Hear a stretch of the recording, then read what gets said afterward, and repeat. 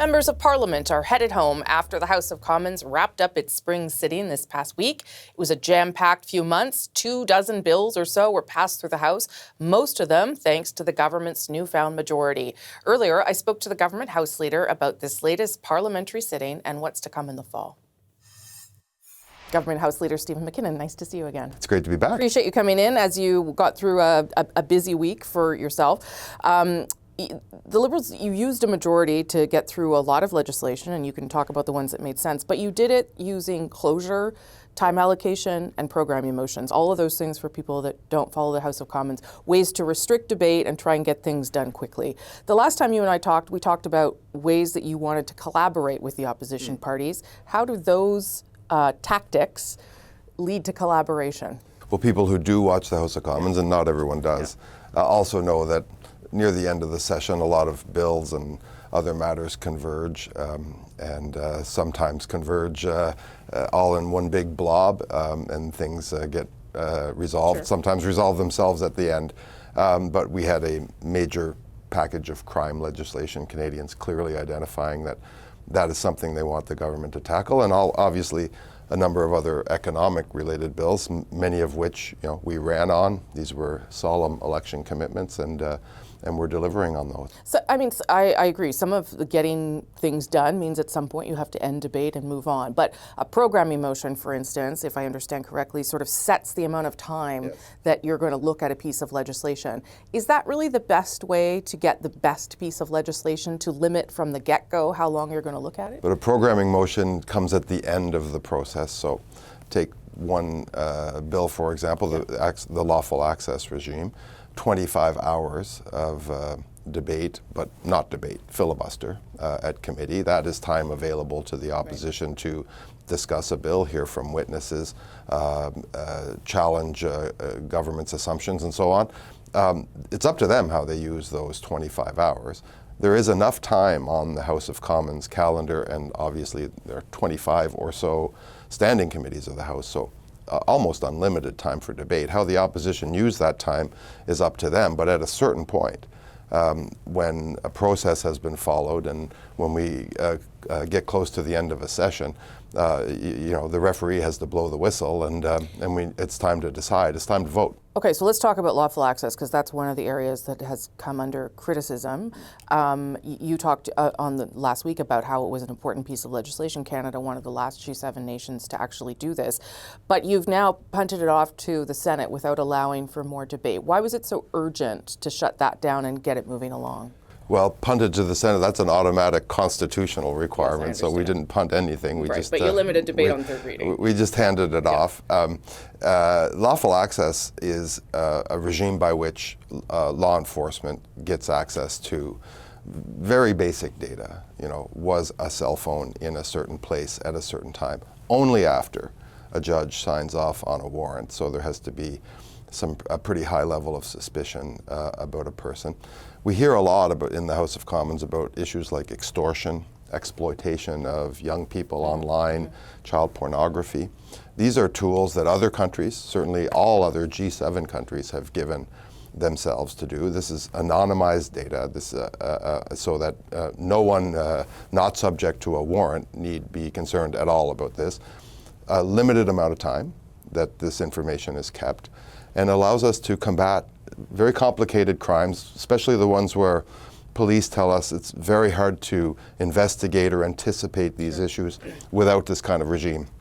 So putting this regime in place, a reasonable response, arguably a more constrained response than other G7 countries, but one that is essential if we're going to keep up with this sort of mutation of crime, like extortion. Never used to hear a lot about extortion in Canada.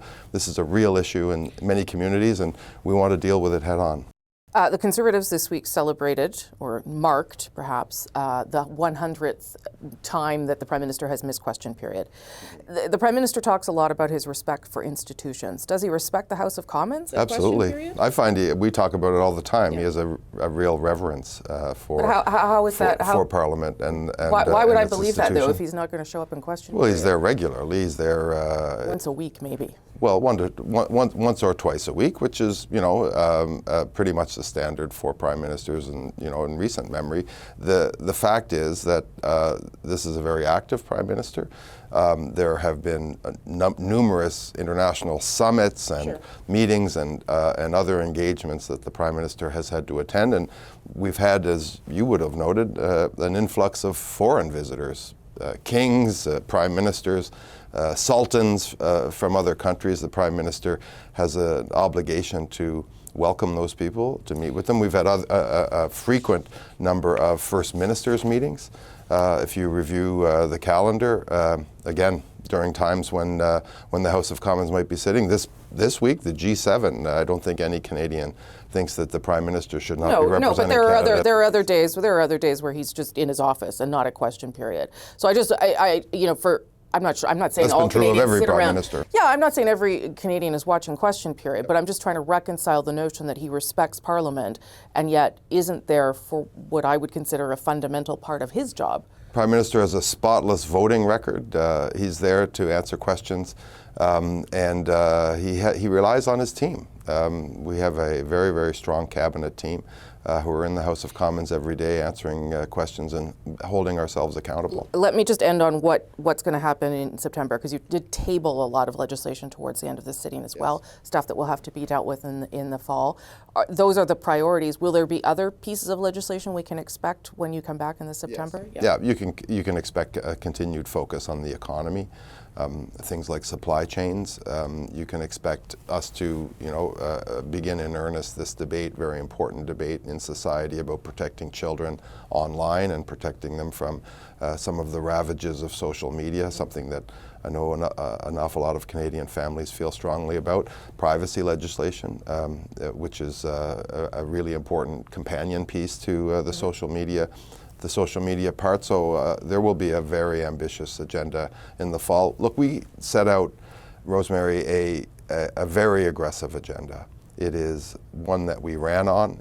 The moment, wars, climate change, trade war, they impose on us a speed and a rhythm that I think Canadians expect their governments to follow. We're very, very conscious of that, but we're also very conscious that we need to be respectful and have debates. I think we achieved that balance. At the end of these sessions, you've seen over the years, things get a little spicy as things converge at the end, but we put a lot of these things in play. We've been debating them over many weeks and months.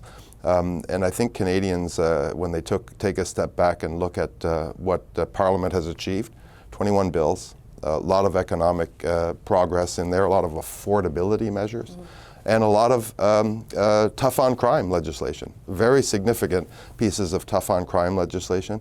These are what Canadians told us their priorities were, and we're going to continue working on them. Okay, we'll leave it there. Have a good summer. Thank you. While the Liberals celebrate their accomplishments this sitting, the official opposition says the government is falling short. We need to get back to reality. And the reality is that nothing has changed if you look past the announcements and the feel-good photo ops. Nothing has changed in your life.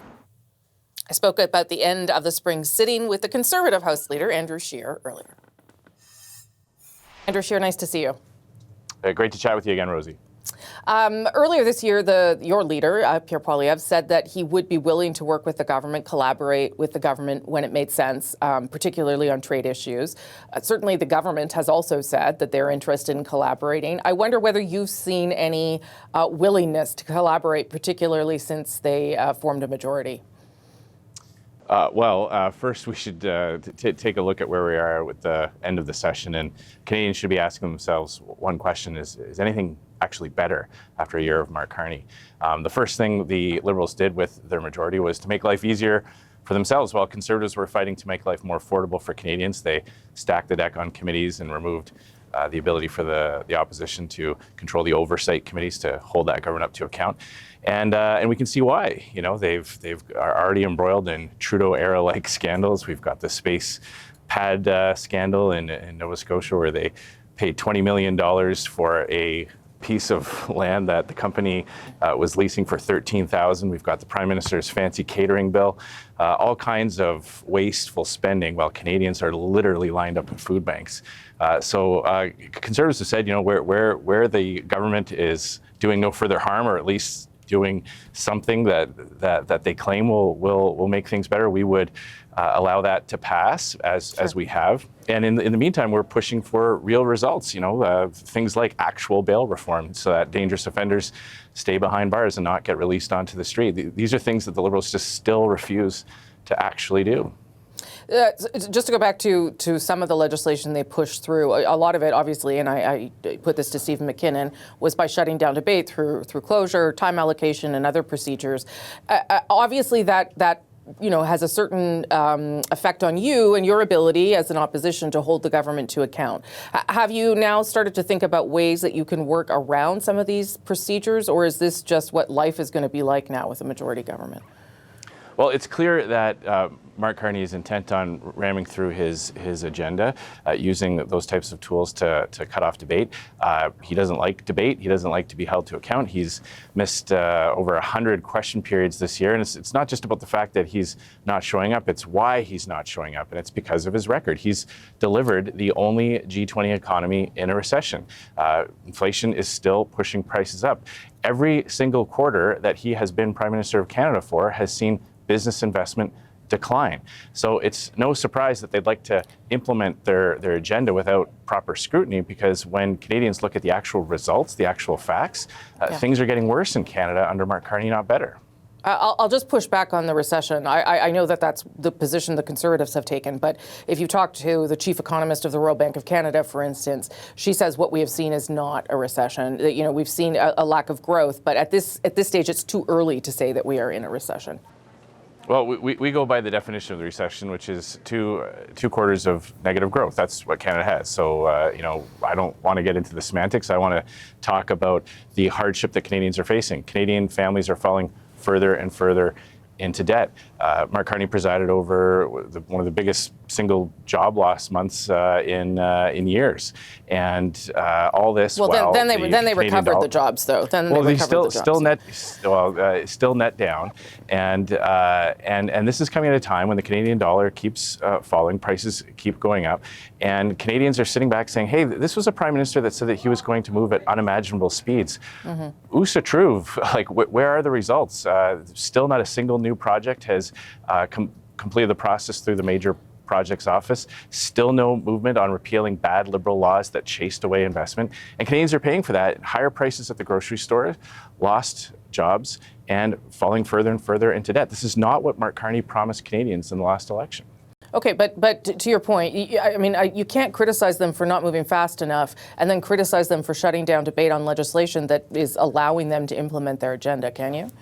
Well, if you look at the bills that we allowed to move quickly through, and specifically was the Major Projects Office, we believe that the better approach to get big projects built in Canada is to remove those laws that block investment, repeal the no new pipeline laws, repeal the West Coast shipping ban. They have repealed most of them. They have repealed most of them. No, the industrial carbon tax is still there. The shipping ban is still there, yes. Yeah. No, we said the best thing to do is remove those laws that caused the problem in the first place. Mark Carney said, give him a new bureaucracy and he would get results. So we said, okay, well, you know, you won the election, you get to try it your way. That bill moved through quickly, very quickly through the House of Commons. We're now almost pretty much a year after that bill became law. Nothing, absolutely zero results from it. I want to ask you about CUSMA, if I can, because that's the other thing that's sort of on the horizon. And it does sound now from all sides as though the July 1st deadline, the review deadline, isn't going to be met. That is not the end of the world, as you know. They can continue to talk and negotiate. But what would you like to see from the government to be able to point to Canadians, to say to Canadians, listen, we don't have a deal yet, but we're making progress? What would you like to see from the government? Well, we'd like to see some kind of consistency. Mark Carney went from elbows up to make America great again. He unilaterally dropped retaliatory tariffs very quietly without informing Canadians about that. So it's difficult to know what the approach is. He says things like, who cares, when he's asked about the progress. I care on behalf of a lot of people I represent in the steel industry and manufacturing. But what we've always said is that we can't control Donald Trump, but we can control what we do here as a country. Mark Carney does not need to impose an industrial carbon tax on Canadian workers, Canadian steel companies, Canadian manufacturers. The American competitors that our businesses have to go and compete with, they don't have to pay that industrial carbon tax. We don't need an American president to force Canada to repeal some of those laws that have chased away investment. We still have those laws in the books, the No New Pipelines bill, the shipping ban. There's all kinds of things we can do in advance of negotiations or while negotiations are taking place that we should be doing anyway to make our economy stronger, to create more jobs, and to bring prices, to bring stability to prices. Mark Carney's not doing any of that. He's doubled Justin Trudeau's deficits. That puts pressure on inflation and eventually interest rates. So it's the same approach, just different rhetoric. But the results, that's what Canadians care about. When they go in the grocery store, they want to see those prices stabilize. They want to see their dollar purchase more. They want to see that investment coming into Canada to actually build things.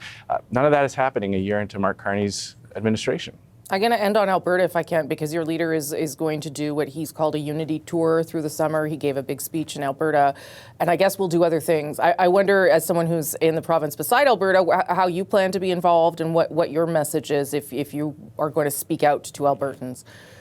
Yeah, well, every Conservative will be making the case that that a strong Alberta, a strong West, being a Saskatchewan MP, is not just good for Western provinces, it's good for the entire country. And when you look at the things that are causing Western alienation, making people in Western Canada question how our Confederation works, it's not because there's actual anger between communities in Canada. It's not because there's hostility. It's because of bad federal legislation that has hurt Saskatchewan and Alberta. And our Conservative message is we can unify our country, not just by running around and telling people to be united, but to undo those terrible policies that cause so much hardship. And when we do that, we are convinced that Albertans and Saskatchewanians those concerns will be alleviated. People in Western Canada are proud Canadians. They love our country. They love our history. And so the best thing the federal government can do to unify every province is to get government out of the way, allow provinces more control over their proper jurisdictions, and let each region develop the part of the economy that they do best. Here in Saskatchewan, Alberta, it tends to be resource-oriented, and those were the industries that this Liberal government has targeted and punished for over a decade. So our Conservative approach will help unify Canadians by undoing all those terrible policies that caused the hardship in the first place. Okay, Conservative House Leader Andrew Scheer, have a good summer. Thank you for your time. Thank you, Rosie. All the best.